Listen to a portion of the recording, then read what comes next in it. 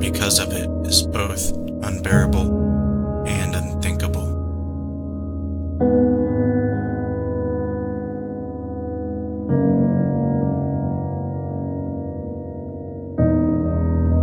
In the midst of our sorrow, we wonder if those who have passed are gone forever. Do they remain frozen in time until the end of days? Or can they hear us? Can they see us? Do they have a message?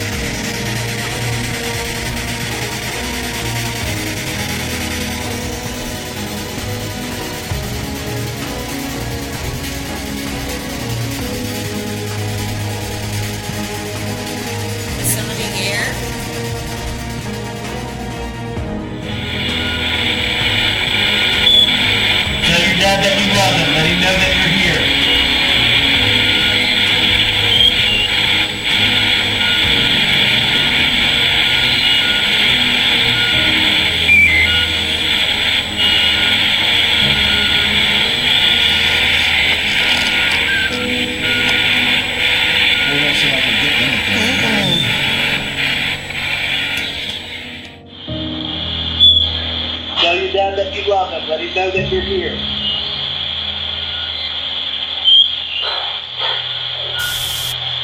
Okay. That was crazy. Now I'm going to explain to you what we just heard.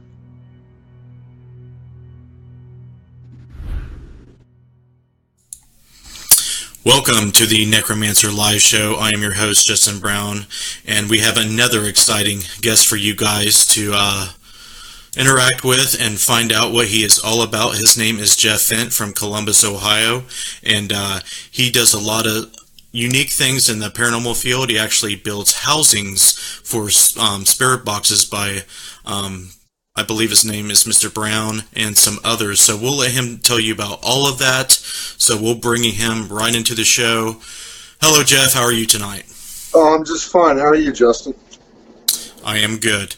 I'm glad to have you on here. I seek out ITC researchers and people who use, devices to communicate with spirits or whatever people believe they are. It's kind of hard to tell, but I would like to start off by you telling us what in the heck got you talking to radios to speak to the dead. What experiences sparked your interest in the paranormal and the spirit world and afterlife? And I'm eager to hear this.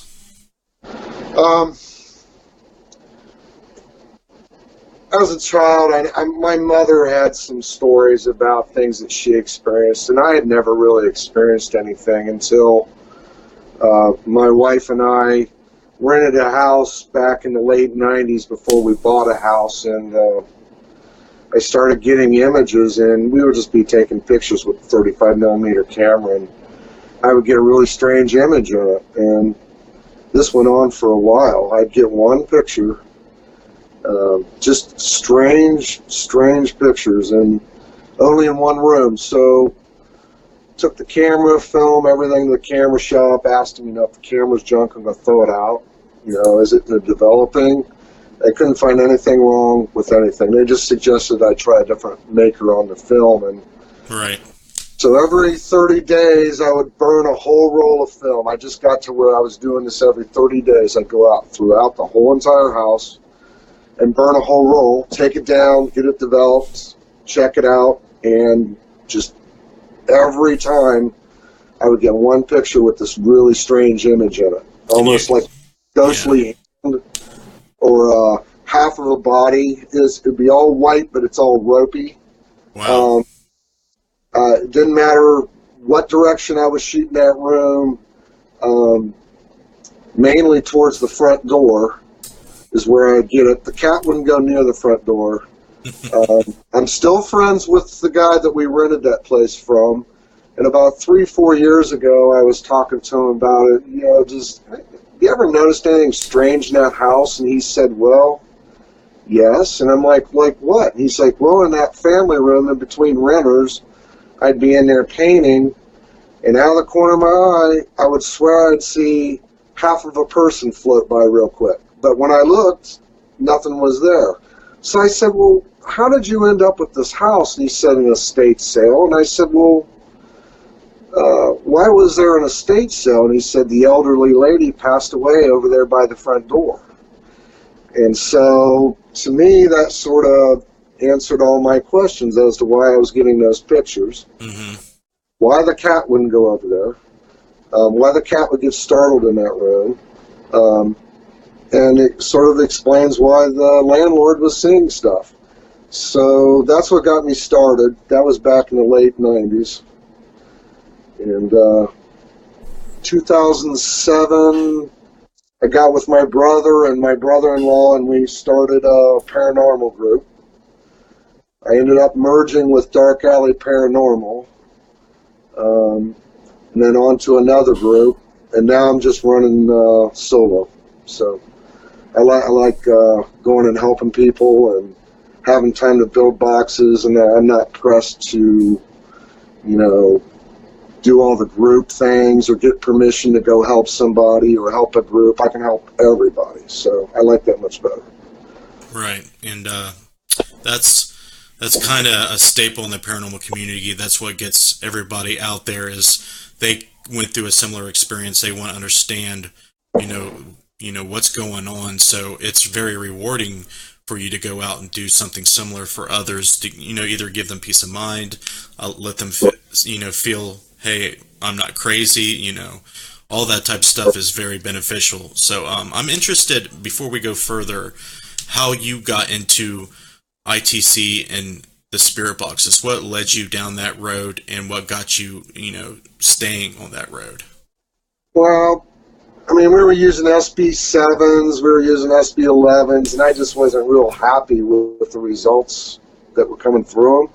And then I seen a video from Andre's Ghost Boxes. Andre Woolert was running one of his boxes on an investigation, and I'm like, wow, I'd really like to try one of those boxes. He's getting some really good results. So I contacted him. I got one.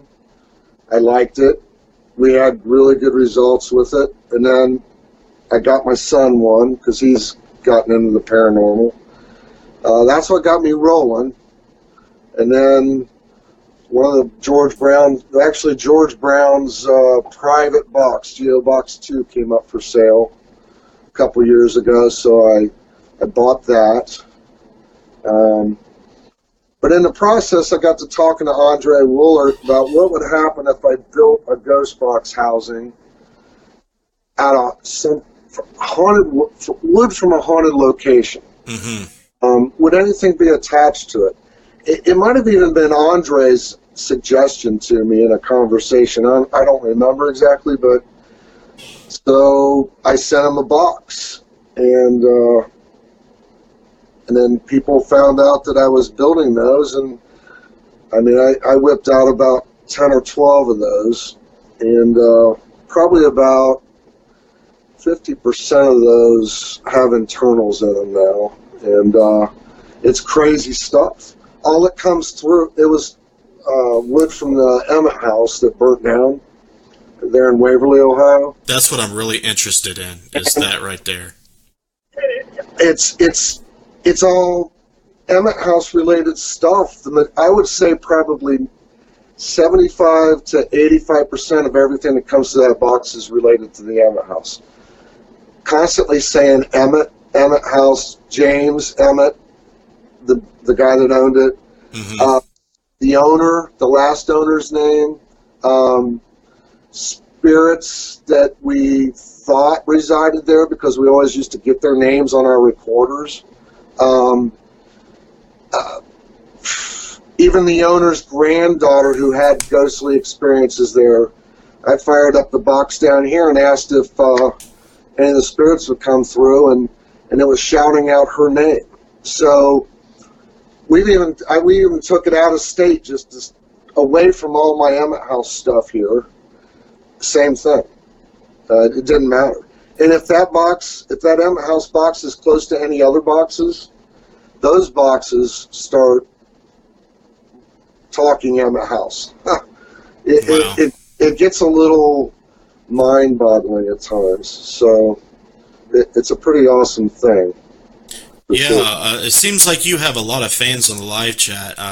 Just for a moment, I want to take a second to recognize these guys. Jeff Agin says, yep. Jeff rocks, always giving back to others, very dedicated to the field. Matthew Jackson, one of the best, or one of the good guys, great seeing you. Terry Long says she loves you. Todd Bonner, Jessica, I don't know how to pronounce her last name, A-U-N-E. Jennifer Bradford, I mean, they're coming in. Even Marcus Hogg is on here, giving you some love. So I just wanted to give those guys some recognition real quick. Okay, so yeah, I heard about you building, boxes out of haunted places, especially the Emmett House, and it's crazy after it's burnt down that you're still getting replies from the boxes that are relevant to that location. I don't know if you get into theories or if you get into the science or any of the hypotheses that go into, explaining why that happens. What are your thoughts, and how would you explain why that happens?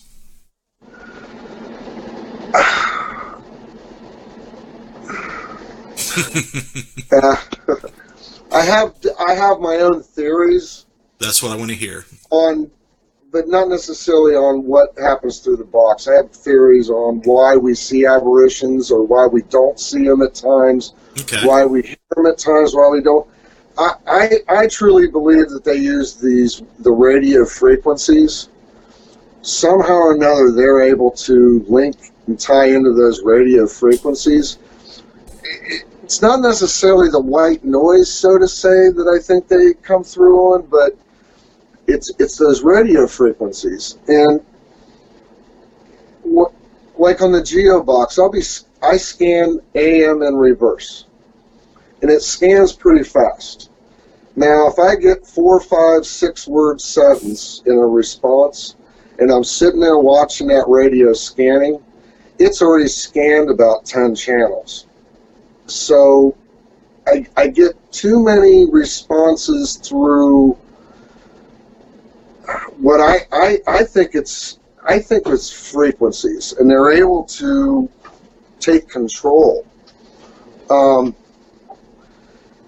That's just my thought on it.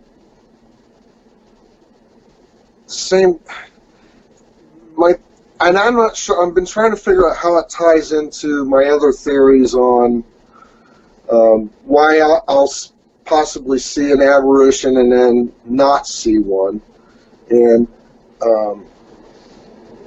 I'll give you an example. At the old Licking County Jail, after they had their haunted house for a month and a half, my son and a guy in his 20s and me went up through there making sure all the haunted house stuff was out of the way so it'd be safe for a public hunt.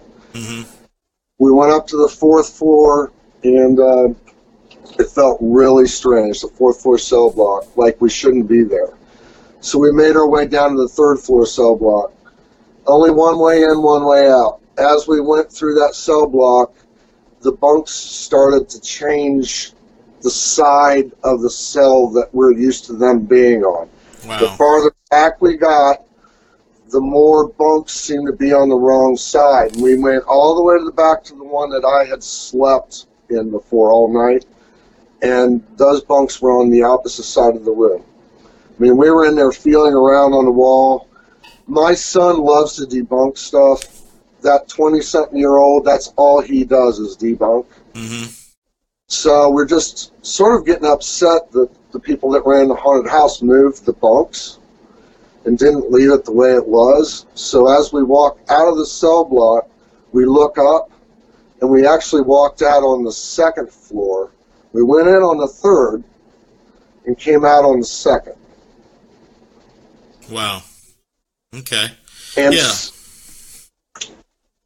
But it's almost like there's two parallel worlds working together. It's like two time. It's alternate realities. Yeah, it's almost like when these two worlds align. Have you ever heard people talk about, well, I seen a ghost floating 3 feet across the floor. Okay? Mm-hmm. He's not touching the floor.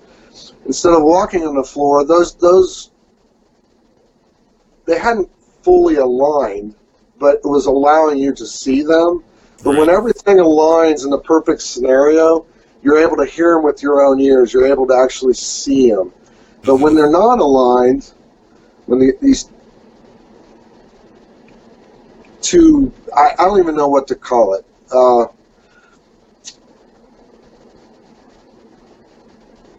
I'm very tired from working in Madison Seminary. That's okay. I totally understand what you're saying. It's like two realms.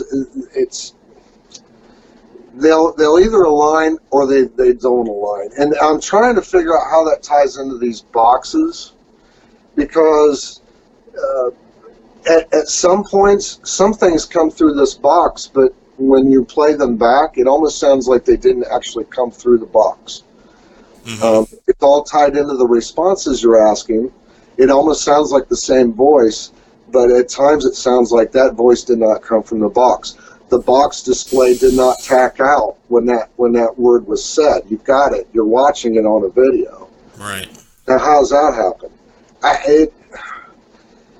I have 1,000 questions every time I go somewhere and do something. And things keep changing. Things keep evolving. It blows my mind most of the time. So I understand completely. Just to add to your what you think is going on, it's a large or a big belief of mine that when you're dealing with the paranormal, when you're talking about the afterlife and what it can be, it seems, I agree with you, it seems like they're living out an alternate reality. It's not like they're floating around in heaven, on a cloud with their lost loved ones. It's almost just like they're living out an alternate life or a dream-like state. So, right. Well, why would they phase in? So, string theory suggests that alternate dimensions realities decohere from ours, so that's why we can't see them. But I believe that they oscillate in and out at times, and there may be mitigating factors that we don't understand why they will overlap and touch ours at some times. Maybe, in a certain location, like the movie Others. If you watched with Nicole Kidman, if you've ever watched that movie, two people with different realities but live in the same home in a different time, are living with each other. So that's awesome. Yeah, I kind of like that idea, and it kind of seems like what's going on. So I was just interested in what you thought, since you do this quite a bit and give it a lot of thought. So, well, I mean, when I first got the Geo box, when we first turned it on, we just let it run, and me and my son just stood there because I want to see what this stuff is about. If it's just words coming through radio stations. Mm-hmm. I want to know. And we just stood here dumbfounded, watching that radio scanning on the side of the box, listening for, I don't know, we probably listened for 5 minutes the first time. Conversations going on, legit conversations, and there's no way that those conversations are happening just as like we're picking up bits and pieces of radio stations talking about things. They were legitimately having conversations. Mm-hmm. So it's been crazy. In the beginning, I didn't get my name called out. But then I started hearing a man and a woman, the same one. And I could go 100 miles away and hear the same man and woman would come on there. And they seemed to help me, or sort of like almost like guide me on these boxes. I eventually got their names, but they call me out by name now. They say, "Hi, Jeff," or they, as of the past few months, it's my full name. And then if we take the box up to Madison Seminary, because Adam Kimmel calls me Uncle Jeff, they call me Uncle Jeff through the box. I've read Uncle Jeff probably a couple dozen times in the chat. So you know, so how does that happen? It blows my mind. Well, it seems like when you start communicating, especially with the same devices, and for a length of time, you establish relationships, and the distances between your home and the locations that you take the box, they don't seem to matter. It seems like they're channeling in from wherever they're at to wherever you are at. They're arcing in, and the distance does not matter. Would you agree with that? Yep. Okay, so what seems to be going on is very interesting, especially with you doing a lot of the research with the boxes, trying to figure out the truth. I'm sure you've watched my early episodes and seen some of my methods to validate if there's internal manipulation. I have ideas to test external, like you said, they tap into the air and modulate the radio waves. There's actually ways to test that, to prove that, but there's not a lot of people doing it. So I'm having the show to get with people like you and others to kind of help push it a little bit more. You've seen those FM transmitters that they plug microphones in for like Halloween stuff or Christmas decorations, where you can, sing into it or talk into it and put a speaker outside that receives it, and it'll transmit your voice through FM.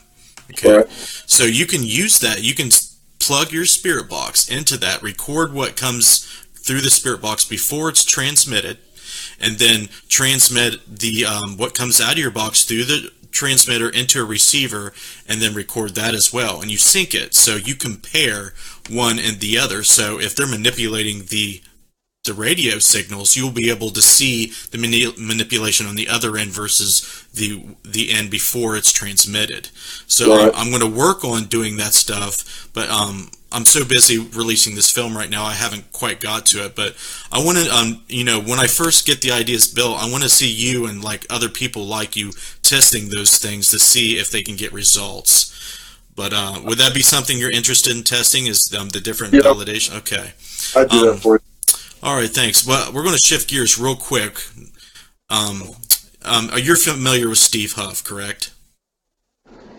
Yeah. Okay, so you've recently heard, I'm imagining, that he's dropping out of the ITC field because of all these negative things that's happened to him. I'm just quickly, I know I hate to mention his name, okay, but I want to know, have you suffered any negative, side effects or any impact negatively from doing the research, from using the spirit boxes?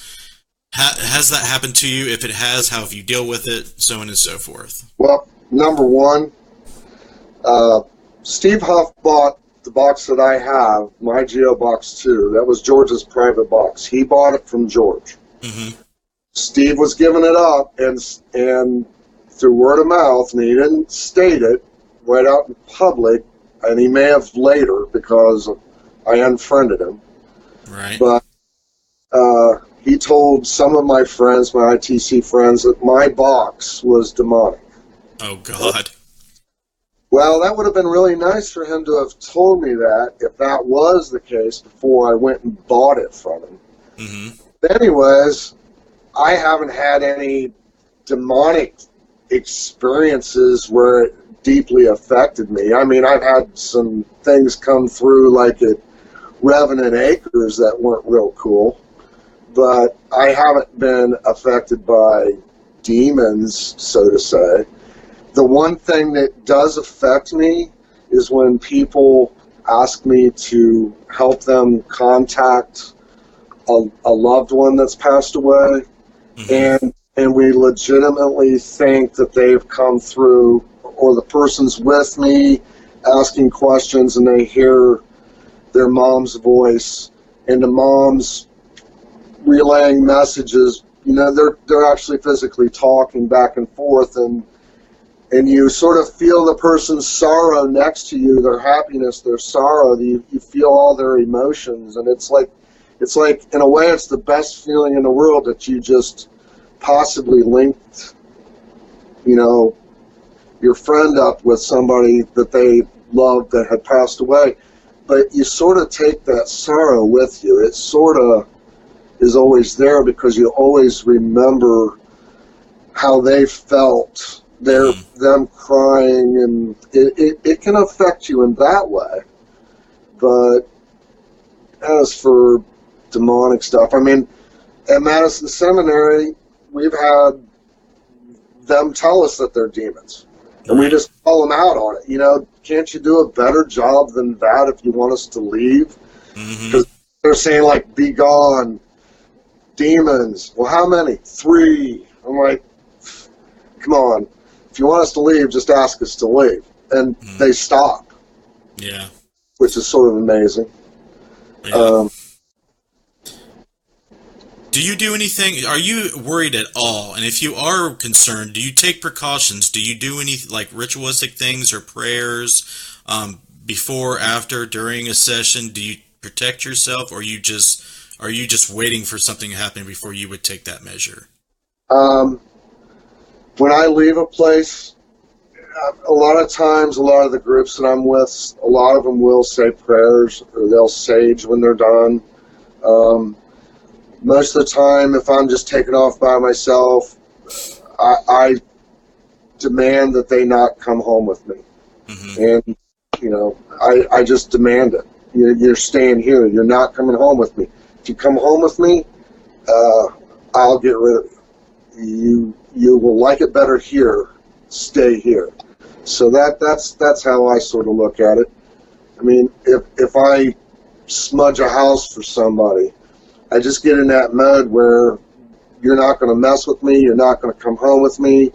If I smudge that house, I don't go in there thinking it might work. I go in there knowing that it is going to work, and when I leave, I feel 110% that I did what I went in there to do. So when I leave a place, I just get in that mode. If that makes any sense.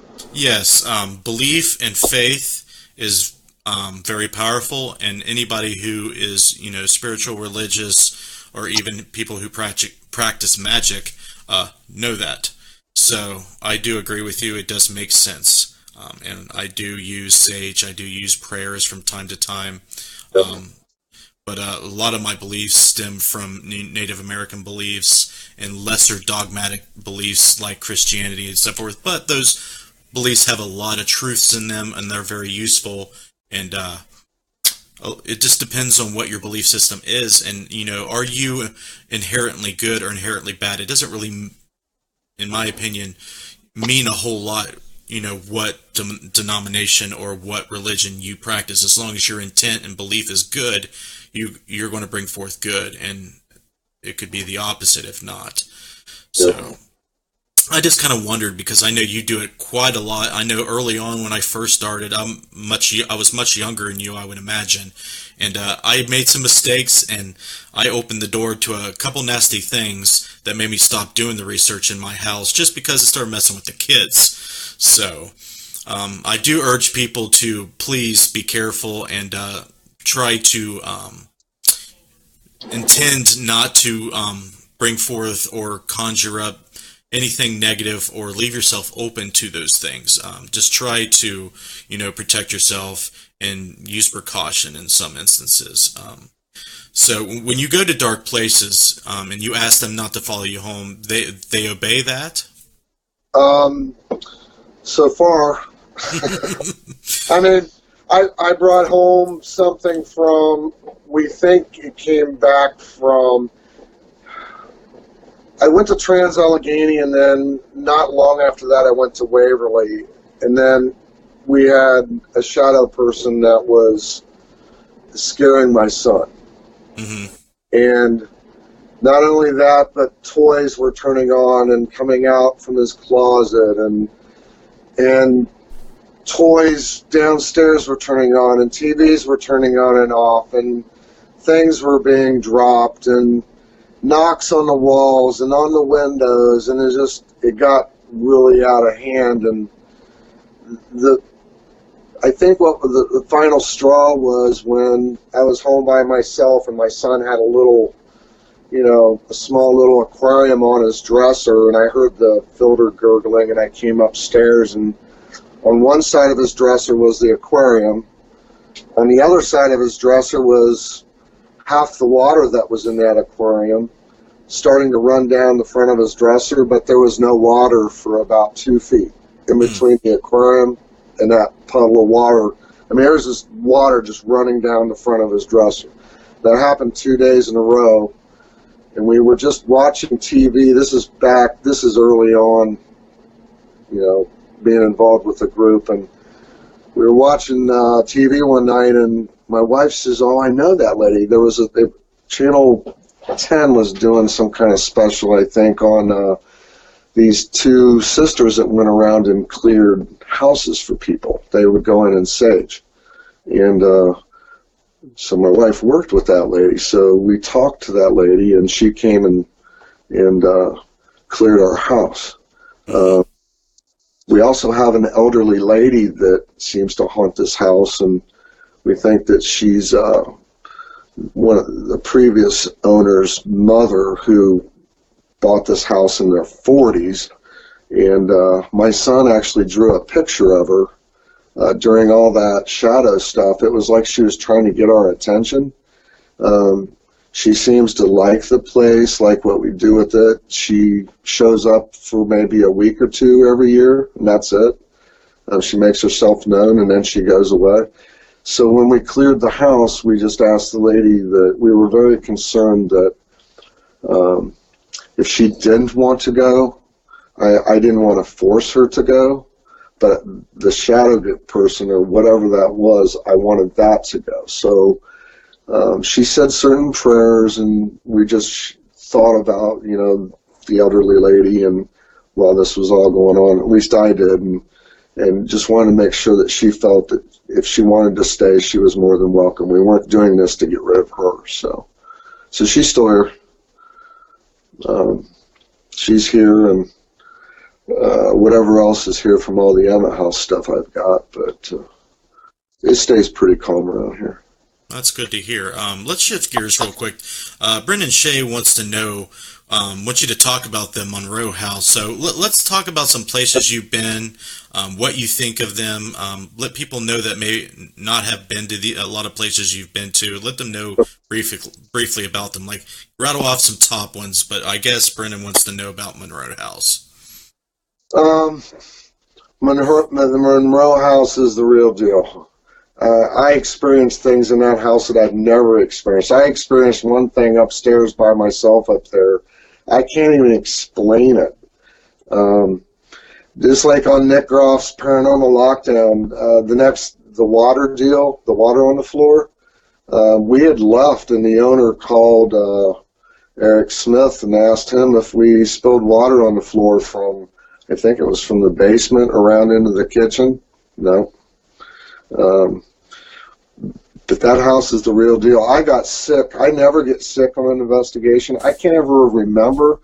I got sick 4 times that night, to the point 2 times I had to go sit in my truck for about a half an hour. I think everybody got sick at one point. The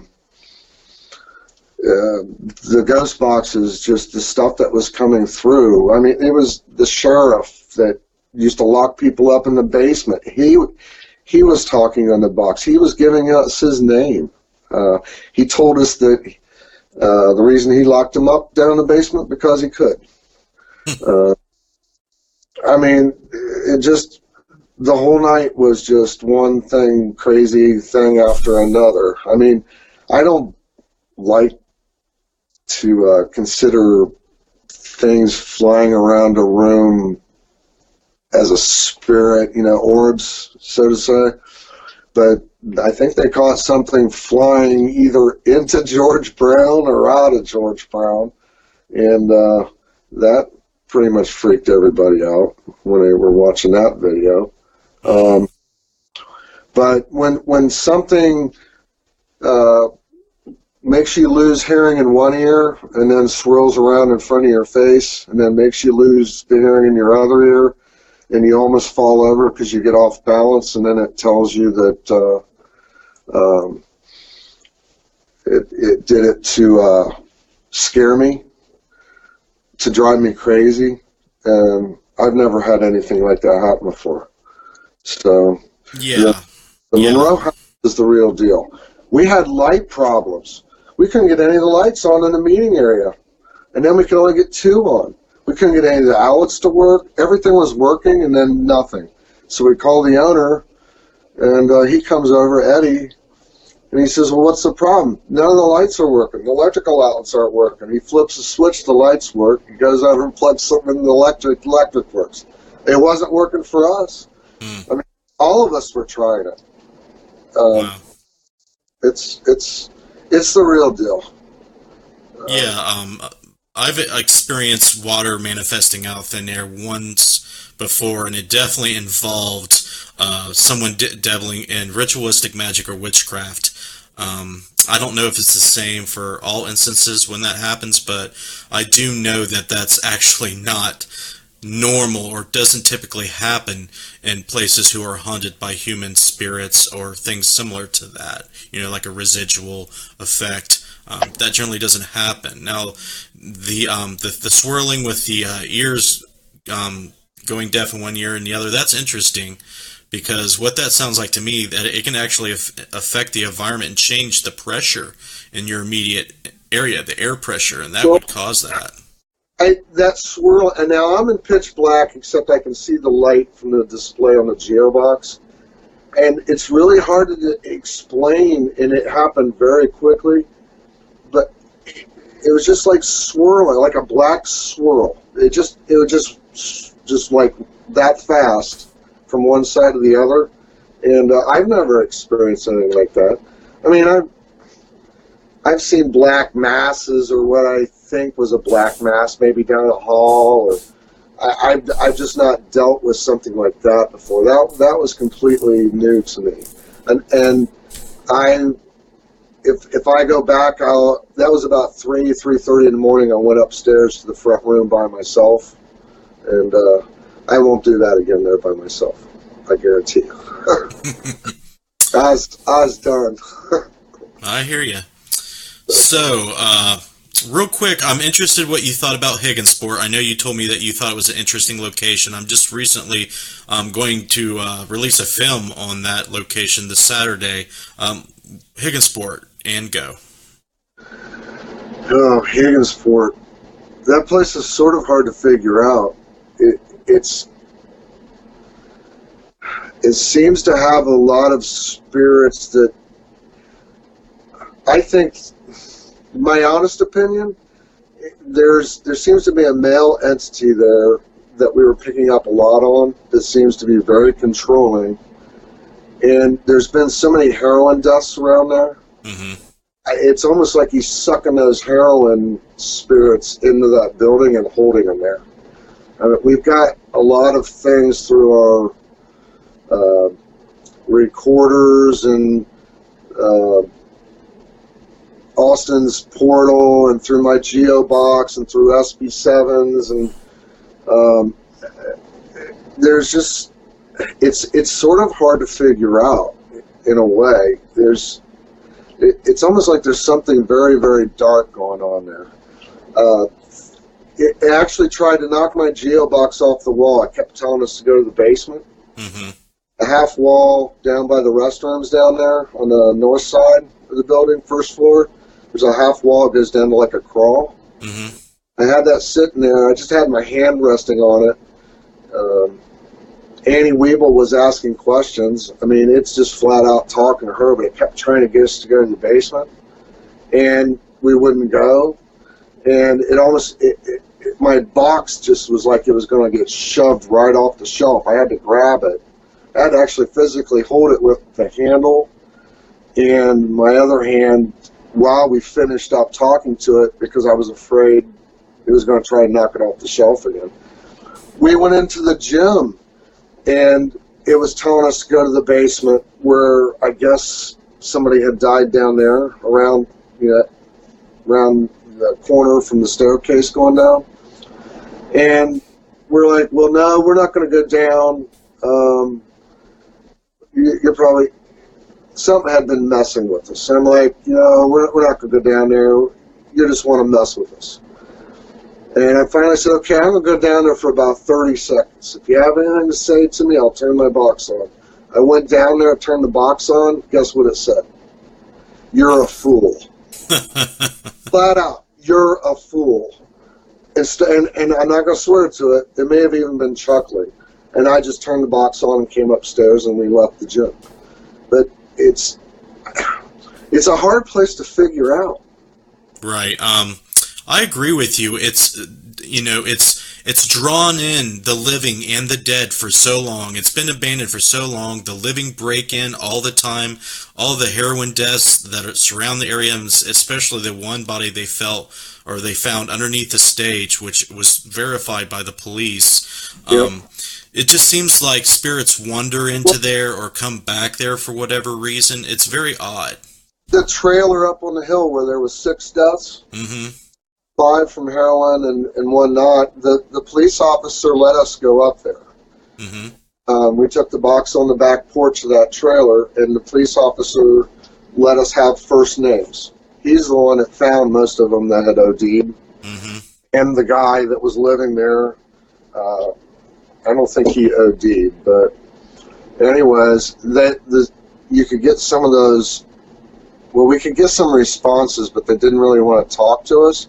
But when we were back at the building, we were asking questions. Well, where did you come from? Why are you here? And they would say up on the hill, or they would say from the trailer. So when I left there, it's just like, I don't know why Soul Keeper, or it just reminds me of something so overwhelming and so overpowering that these poor people that have died from these heroin overdoses were so weak to begin with from their addictions that it's drawn them over there, maybe trying to make it look like it's a safe place, and now it won't let them leave. Right. I mean, it was telling some of those spirits, don't talk to us. Talk. I don't know. I haven't figured that place out. Well, you'll be back, I would imagine. Brendan Shea has a question I would like to ask for him. Sure, Brendan. Jeff, do you think that having the geobox brings spirits from location to location, meaning those spirits may be attached to the box instead of the location? No. Not my geobox. No. Even if it's the Emmett House box?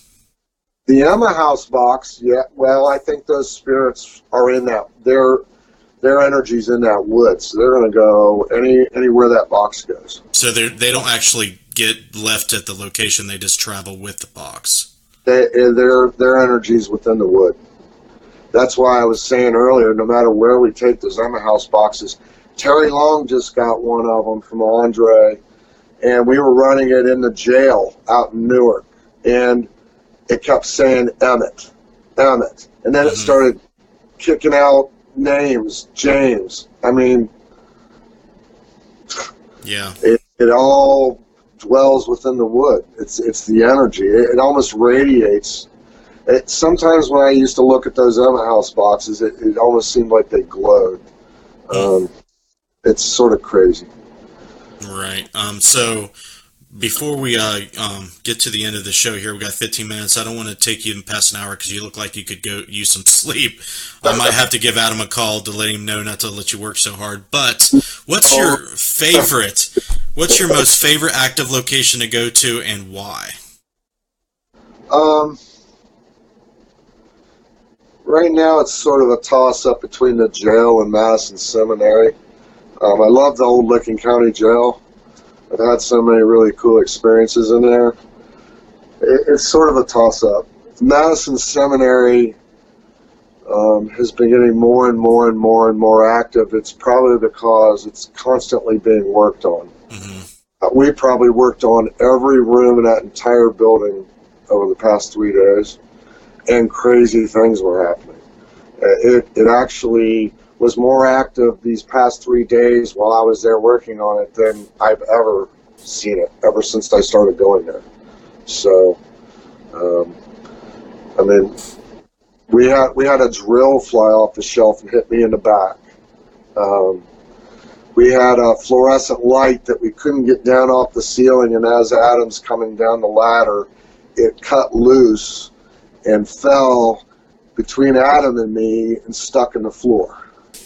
I mean, that's doppelgangers. Everybody's seeing doppelgangers there. Hearing somebody's voice that was either just there or is there but isn't even anywhere remotely close, calling out your name. I mean, it's just, it's almost like it's starting to bubble up big time. It's a tough call, Madison or the old Licking County Jail. I'd say it's probably a tie. Yeah, I think the most interesting place in Old Licking County Jail is probably, for me, is the matron's quarters. I don't like that. I don't like the matron's quarters because half the time it makes me feel sick. Mm-hmm. I don't like talking to David. Yeah, when I walked in there at one point, I felt like I was being electrocuted. I'm very sensitive to magnetic fields and energy that spirits give off, and I've never felt it that strong anywhere in my entire life. And we've had people, women especially, get touched in there. K2 knocked out of my spiritualist hand, and she was a female. It's even the interference over my shotgun mics when I was filming. What's his name? Who gave us a tour? He's going to kill me for not remembering his name, but Myers. And he was giving us a tour through there, and I couldn't even hear him because the static over the mic was so extreme. Yeah. So that definitely has to go in my top 10 of haunted places, just from that. I mean, come on. But I haven't been up to Madison yet. I've talked to Adam about coming on the show and talking with me, but he hasn't set a date yet. So if you can remind him that I'm cool. The Necromancer live show is awesome, and he wants to be on it. So, all right, I'll give him a shout. I'll let him know. Yeah. All right, buddy. Well, why don't you take? We got about 10 minutes left. Why don't you take some time and let people know if they're interested in what you do, and if they would like you to build a housing for a box for them or a custom job. How do they get a hold of you? Mainly through Facebook. Mm-hmm. They can send me a message on Messenger, just send me a message, message request, or they can send me a Facebook request. Alrighty. And just do it. That's mainly how I do it. I don't build them too often anymore. I mean, I'm not like building them every day, but I might next month build 3 or 4 or 5 of them, so. Has Adam given you any wooden materials to build a box yet? I've built a few boxes for him. They're sitting down here. They're just waiting. Okay. I was just curious because I know you were working there. I've gotten some beams from there. Okay. I've got it. But we haven't actually fired one of those boxes up, so that'll be interesting. All right. Any advice you would give to people that are not quite, knowledgeable about the ITC field and spirit communication? Any advice you'd give to them? Any guidance at all?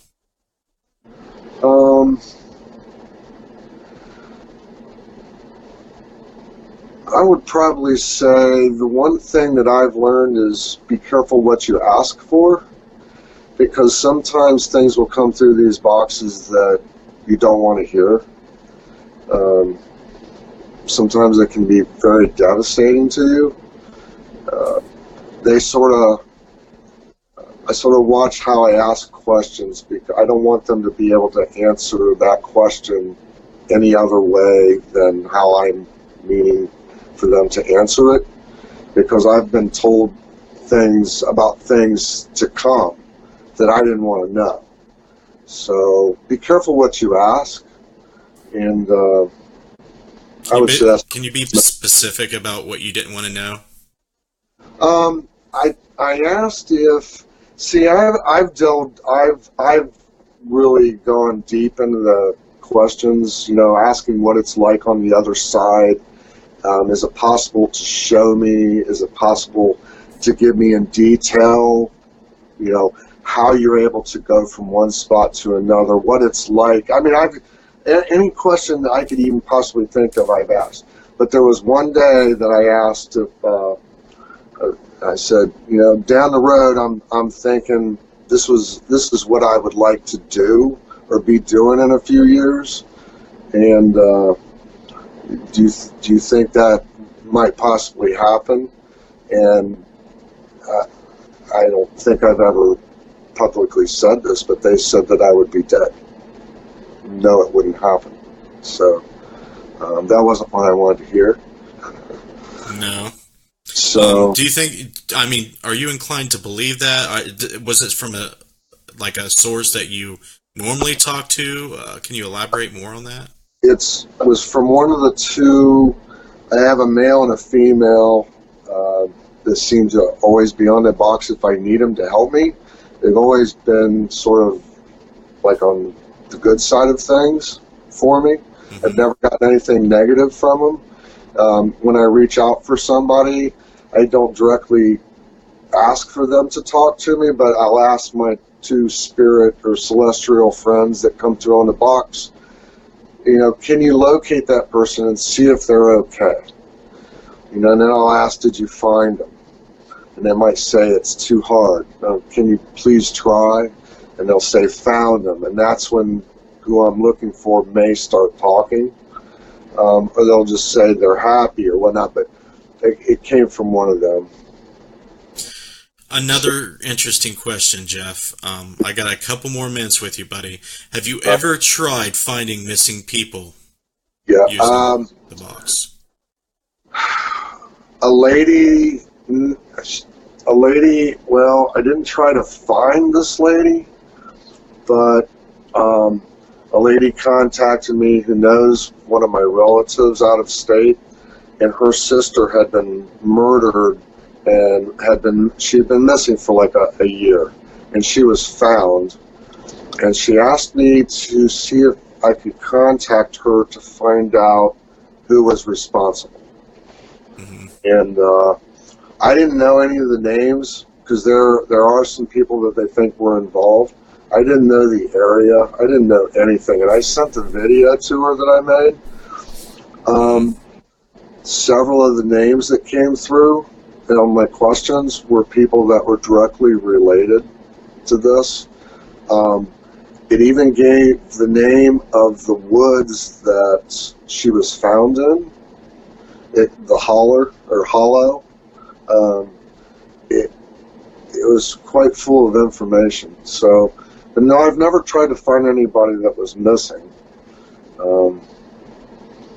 I was just curious because a lot of people I had talked to do. So I just wondered. Yeah. All right, buddy. Well, we got 5 minutes left. I want to thank you for coming on the show. I don't know how often you do this sort of thing, but not very often. Yeah. I'm kind of glad that you did because I was always curious. I've seen you post stuff on Facebook, and you seem to be connected to a lot of people in Ohio. I knew you were, Ohio native, so I definitely wanted to have a little chat with you. And I appreciate you taking an hour out of your life to talk to me, for a little bit. And I won't forget it, buddy. Hopefully we'll see you on a ghost hunt or, somewhere out there to do a little bit of work together. Yeah, get that FM radio deal. Mm-hmm. Going and let me try that thing out. I will. I'll be eager to see what you think, and I would be even more pleased to see it validate something that you've been working on for years, because I'm really, really focusing on trying to validate things that people believe in strongly are true, but the skeptics are saying, "Well, prove it. We'll prove it. We'll prove it." Well, we need to do that. We need to have, the science side of the fence, pleased and shut up. So, yeah. I had thousands of dollars worth of equipment, FLIRs and $2,000 video cameras. I mean, I had all sorts of stuff, and I've sold it all away, and all I even care to use anymore is my ghost boxes. I don't feel like I need anything. I get all the validation I need through those boxes. Whether people believe it's just radio talk or not, I get too much too many responses, direct responses, and that's all I use anymore. So, yeah, anything I can do to help prove or disprove something, I'm more than willing to help you out.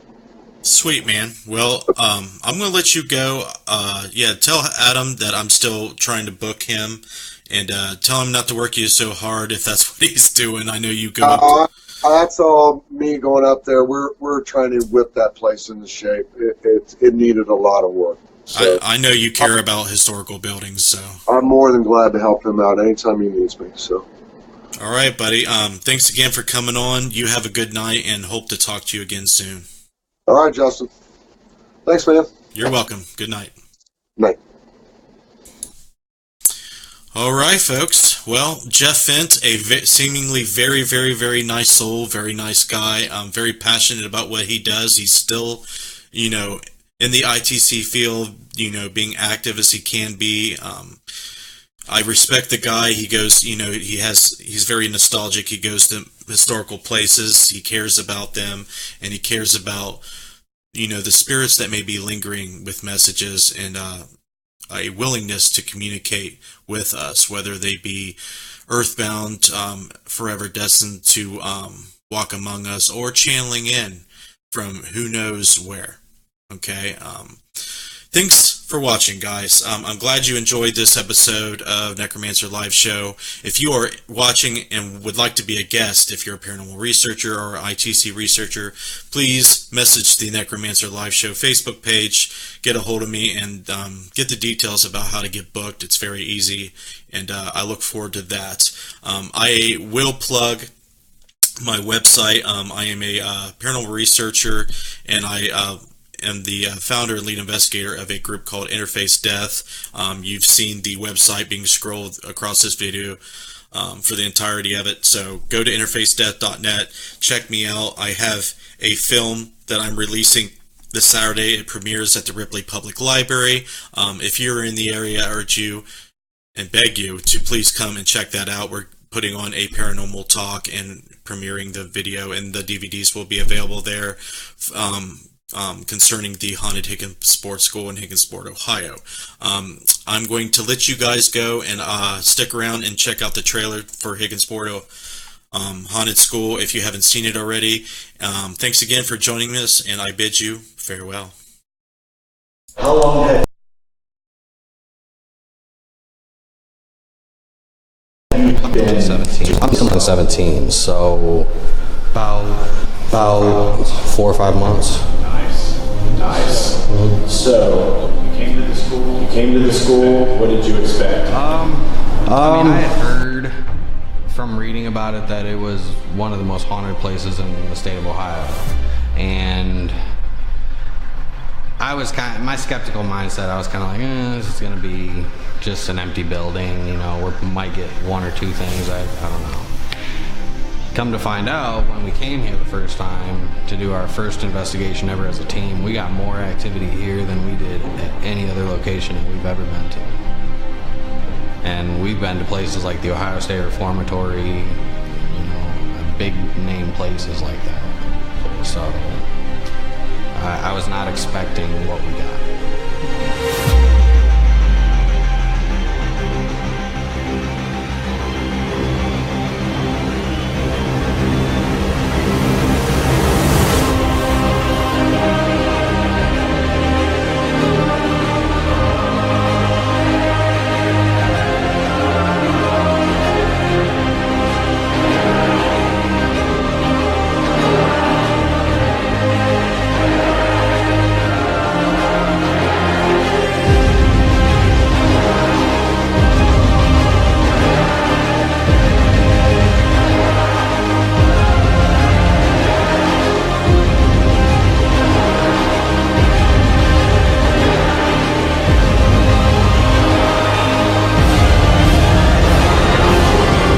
Somebody up here named Kevin.